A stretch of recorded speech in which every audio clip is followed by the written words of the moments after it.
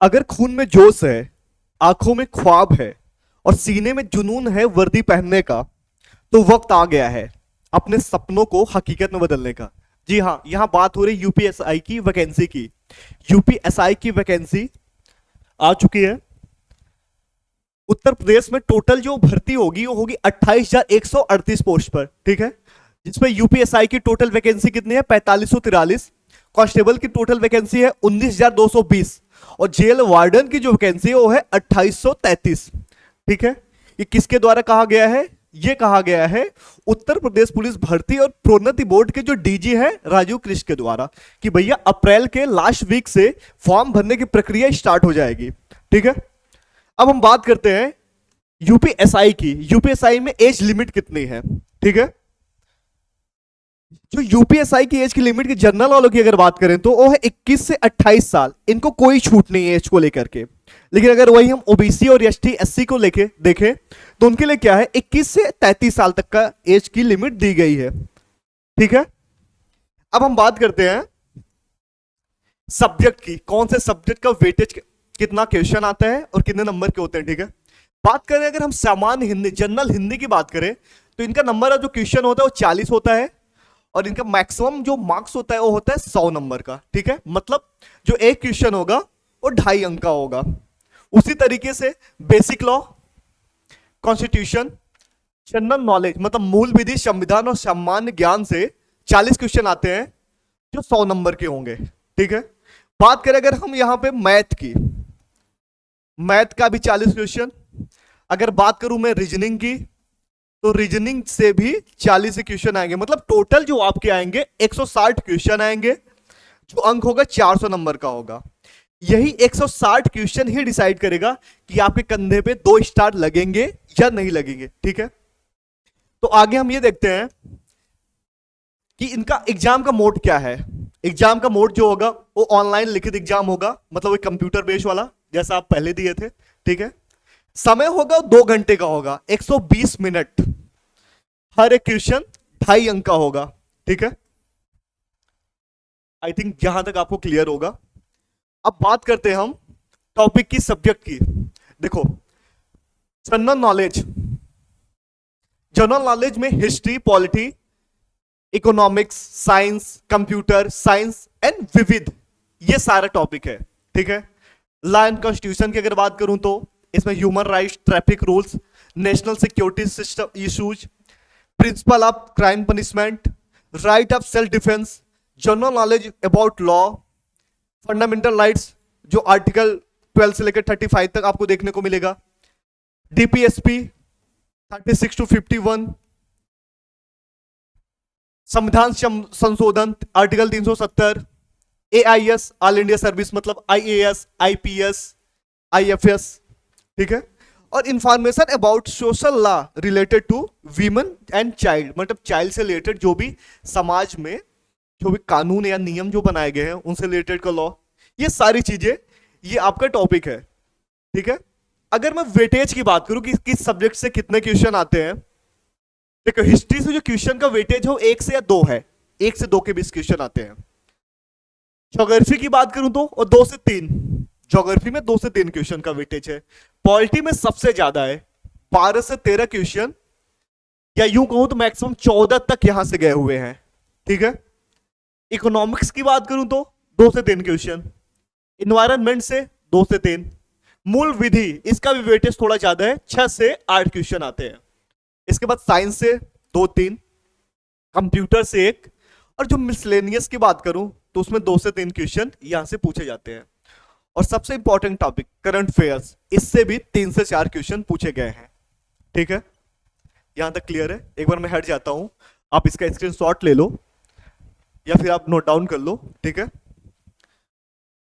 अब बात करते हैं नेक्स्ट पेज की।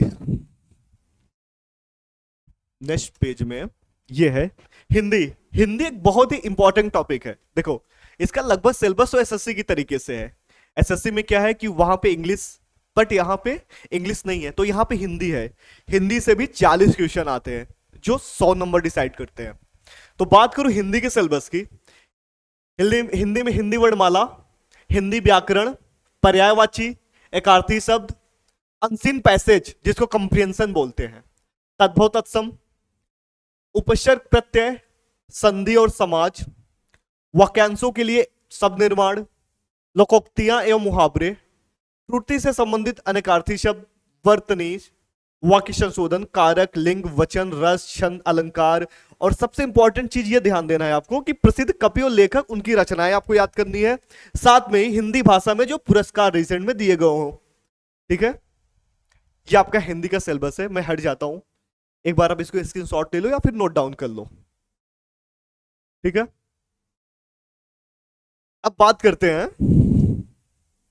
मैथ की। देखो मैथ का सेम सिलेबस वही है जो आपके एसएससी का है, मतलब number system, simplification, decimal and fraction, HCF LCM, ratio and proportion, percentage, profit and loss, discount, SI and DI या सीआई। ठीक है, partnership, time and work, distance, use of table and graph and mensuration. ये सारे topic same वही है जो आपके SSC में पूछे जाते हैं। ठीक है,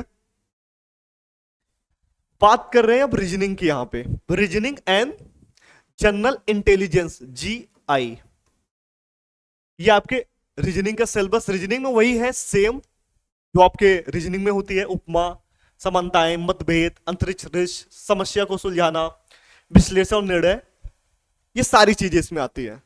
बात करें अगर जनरल इंटेलिजेंस की तो public interest, law and order, crime control, rule of law, police system, basic law, ऐसी सारी चीजें हैं। आप इसको चाहो तो नोट डाउन कर सकते हो या आप स्क्रीनशॉट ले सकते हो। ठीक है, अब हम बात करते हैं कांस्टेबल की। साथ में आपको पता होगा कि कांस्टेबल की भी एक बहुत बड़ी वैकेंसी आई हुई है इसके साथ में, यूपी कांस्टेबल 2025, जिसमें टोटल पोस्ट है 19,220। इसमें क्या है, एग्जाम का प्रोसेस कैसी चीज है, सेम वही ऑनलाइन रिटन एग्जाम होगा। आपका फिजिकल स्टैंडर्ड एक टेस्ट होगा, साथ में एक फिजिकल इफिशियंसी टेस्ट जिसको पीईटी बोलते हैं, और इसके बाद वही मेडिकल, फिर डीवी मतलब डॉक्यूमेंट वेरिफिकेशन। ठीक है, अगर मैं बात करूं यहां पे सब्जेक्ट और सेक्शन की कि किस सब्जेक्ट से कितने क्वेश्चन आते हैं, पहला है तो जनरल साइंस। साइंस से 38 क्वेश्चन आते हैं, हर क्वेश्चन 2 नंबर का, उस हिसाब से 76 नंबर केवल साइंस से। जनरल हिंदी से आते 37 क्वेश्चन। बात करूं मैथ की, मैथ से भी 38 क्वेश्चन, और अगर रीजनिंग की बात करूं तो वहां से भी कितने क्वेश्चन आते हैं, 37। ठीक है, टोटल आपके होंगे 150 क्वेश्चन, 150 क्वेश्चन, मार्क्स होंगे 300। ठीक है, तो बहुत सही मौका है आप लोग के लिए, अच्छे से तैयारी से जुड़ जाइए। लोग ये कह रहे हैं कि एग्जाम जो है अभी 2 से 3 महीने में हो जाएगा, ऐसा कुछ भी नहीं है। आप खुद ही सोचो कि इसका जो फॉर्म भरने की जो प्रक्रिया है ये अप्रैल के मंथ के लास्ट वीक से स्टार्ट होने वाली है। फॉर्म भरने में 1 महीने तो लगेंगे, इट मीन कहां पे जाएगा, मई के लास्ट में जाएगा। उसके बाद आपको कम से कम 3 से 4 महीने का समय मिलेगा, मतलब अभी भी टोटल 4 से 5 महीने हैं आपको तैयारी को अच्छे से बेहतर बनाने के लिए। तो अभी से अपने हर एक पल को कीमती बनाओ, हर एक पल का अच्छे से यूज करो और अच्छे से तैयारी करो। अब हम बात करते हैं कि हमारा चैनल आपके लिए क्या करेगा। ठीक है, तो मैं यहां पे आपके लिए लेके आऊंगा उत्तर प्रदेश में अब तक जितनी भी, एक मिनट, यूपीपी में के द्वारा जितने भी अब तक पेपर हो चुके हैं उनका पीवाईक्यू जीएस का। ठीक है, जीएस का पीवाईक्यू, साथ में मैं आपके लिए लेके आऊंगा उत्तर प्रदेश से संबंधित जीके और करंट अफेयर्स। इसके लिए आपको परेशान नहीं होना है, ये चीजें मैं खुद कराऊंगा। ठीक है, ये तो रहा ऑनलाइन। अगर मैं ऑफलाइन की बात करूं, ऑफलाइन के लिए हम बहुत सारी चीजें करते हैं, उसकी जो कंप्लीट इंफॉर्मेशन है वो मैं अगली वीडियो में लेके आऊंगा। तब तक के लिए थैंक यू।